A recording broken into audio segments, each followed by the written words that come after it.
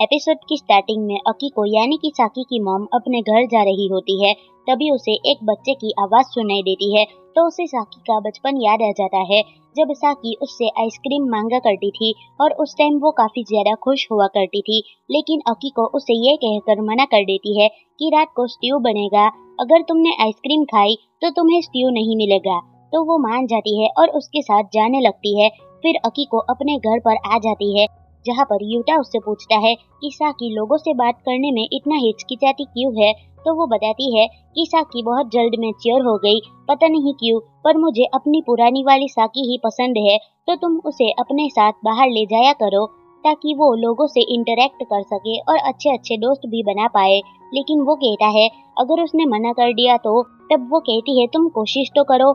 ये सुनकर यूटा साकी के पास आ जाता है और कहता है क्या तुम मेरे साथ बाहर चलोगी, लेकिन वो तो साफ मना कर देती है।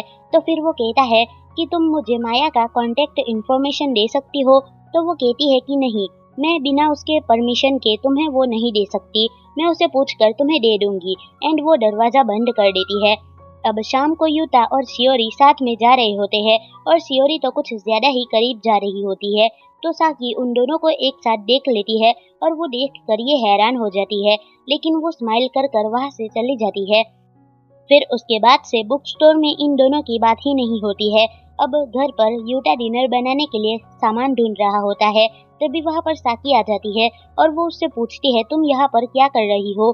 तो वो बताता है कि मैंने सोचा आज मैं ही डिनर बना देता हूँ, क्योंकि तुम हमेशा मेरे लिए कुछ ना कुछ करती रहती हो। एंड वो उससे पूछता है क्या तुम्हें कॉफी चाहिए। तब वो हाँ कहती है। इसी बीच वो कहता है तुमने माया के साथ पूल पर जाने के बारे में क्या सोचा। लेकिन वो कहती है तुमने फिर से इस बात को उठा लिया।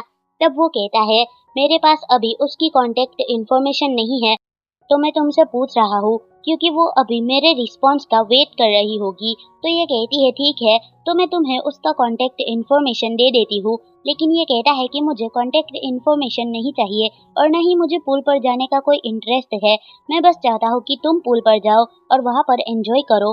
तो साकी कहती है मुझे समझ नहीं आ रहा कि तुम कहना क्या चाह रहे हो। तो वो बताता है मेरा मतलब ये है कि अगर उसके साथ मैं जाऊंगा तो तुम्हें जेलेसी फील होगी। साकी कहती है कि मैं जेलेसी फील क्यों ही करूंगी। तब वो कहता है कि मुझे माफ करना, अकीको ने मुझे सब कुछ बता दिया कि तुम्हें पूल पर जाना काफी ज्यादा पसंद है। साकी कहती है वो तो बचपन की बात थी। जिस पर यूटा कहता है कि मैंने फिगर आउट किया है कि जब तुम माया के साथ होती हो तो तुम काफी ज्यादा खुश होती हो और तुम्हारी काफी ज्यादा अच्छी स्माइल भी आती है। इस वजह से मुझे लगता है कि तुम उसके साथ पूल पर जाना चाहती हो। लेकिन साकी कहती है मैंने तुमसे कहा ना मेरे पास कोई भी टाइम नहीं है और मेरे पास जितना भी टाइम है मुझे उसे पढ़ने में निकालना है। तो यूटा कहता है कि तुम्हें इन सब में ज्यादा नहीं घुसना चाहिए, तुम्हें थोड़ा रिलैक्स भी करना चाहिए। लेकिन वो बात को काटते हुए कहती है कि मुझे रिलैक्स नहीं करना है। जिस पर यूटा कहता है मुझे इसी बारे में तुम्हारी चिंता होती रहती है, क्योंकि तुम एक इंडिपेंडेंट गर्ल बनने के लिए बहुत ही ज्यादा जल्दी कर रही हो, लेकिन तुम्हें अभी भी रिलैक्स करने का टाइम निकालना पड़ेगा। ये सुनकर वो एक कागज पर माया की कांटेक्ट इन्फॉर्मेशन लिख देती है और कॉफी लेकर वहाँ से ये कहकर चली जाती है कि मैं स्टडी करने जा रही हूँ। और हम लोग देखते हैं वो कुछ सोच में बैठी हुई होती है। फिर अगली सुबह साकी काफी रिलैक्स फील कर रही थी। देन वो डाइनिंग टेबल पर आ जाती है, जहाँ पर यूटा उसे कहता है क्या तुम्हें अच्छी नींद आई। तो वो कहती है कि हाँ, मैं 6 घंटे तक सोई। यूटा कहता है तुम्हें और भी देर तक सोना चाहिए ताकि तुम अच्छी तरीके से रिकवर कर पाओ। लेकिन तभी वो कहती है मैं तो काफी ज्यादा लेट उठ रही हूँ, जिस कारण फादर के लिए मैं ब्रेकफास्ट भी नहीं बना पाई। लेकिन वो कहता है कि कोई बात नहीं, वो जाने से पहले ब्रेड खाकर गए थे। फिर साकी तो यूटा के लिए खाना बनाने के लिए जाने लगती है, लेकिन वो उसे रोक कर कहता है कि तुम्हें याद है कि शुरुआत से मैंने तुमसे क्या कहा था कि तुम बिल्कुल भी मेरे साथ फॉर्मल होकर बात नहीं करोगी। फिर वो उसे समझाता है कि तुम्हें मेरे लिए कुछ भी करने की जरूरत नहीं है, तुम्हें अभी सिर्फ आराम करना चाहिए ताकि तुम जल्दी रिकवर कर सको। और उसकी आंखों के नीचे डार्क सर्कल्स भी आ चुके होते हैं, जिस वजह से वो झूठ भी नहीं बोल पाएगी। उसे पता लग ही जाता है कि वो अच्छी तरीके से सो नहीं पाई है। तो उसकी बात सुनकर वो आराम से डाइनिंग टेबल पर बैठ जाती है और यूटा उसके लिए ब्रेकफास्ट रेडी करने लगता है और उससे पूछता है क्या तुम हॉट मिल्क पीना चाहोगी।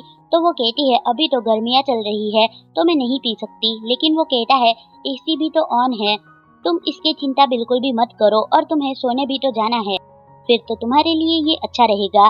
तो वो इसके लिए मान जाती है और फिर यूटा उसके लिए ब्रेकफास्ट लेकर आता है, जो देखकर वो हैरान होती है। और यूटा जैसे खाता है वैसे ही साकी भी खाने की ट्राई करती है, तो उसे काफी ज्यादा पसंद आता है, जो देखकर यूटा भी खुश हो जाता है। फिर वो कहती है हमें पूल पर जाना चाहिए। ये सुनकर वो खुश होता है और कहता है चलो फिर चलते हैं। लेकिन वो कहती है कि आज हम दोनों का ही वर्किंग डे है, तो हम लोग कैसे चल सकते हैं, तो हम लोग कल चलते हैं। लेकिन यूटा कहता है अगर तुमने जाने का मन बना ही लिया है तो हम लोग अपने शिफ्ट किसी और लोगों से एक्सचेंज कर लेते हैं। तो साकी कहती है ऐसा हो सकता है क्या? यूटा कहता है तुम इसकी चिंता बिल्कुल भी मत करो, ये काम तुम मुझ पर छोड़ दो।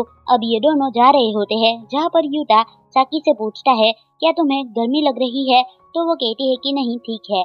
और वो उससे माफी मांगती है कि जब उसने सियोरी और उसको एक साथ देखा था तो उसे अच्छा नहीं लगा था, और मुझे पता है कि ये रूल्स के खिलाफ है और तुम्हें अनकंफर्टेबल लग रहा होगा, और मैं मानती हूँ कि वो तुम्हारे लिए काफी ज्यादा ग्रेट पर्सन है, लेकिन मैं चाहती हूँ कि जब तुम उसके साथ बाहर जाओ तो मुझे बता कर जाओ कि तुम उसके साथ बाहर जा रहे हो।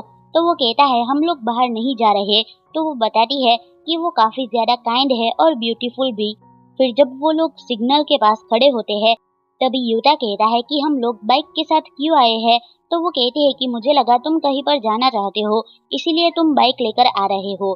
तो वो कहता है कि नहीं, शायद से ये मेरी हैबिट बन चुकी है, इसीलिए ऐसा हुआ। ये सुनकर साकी हंसने लगती है।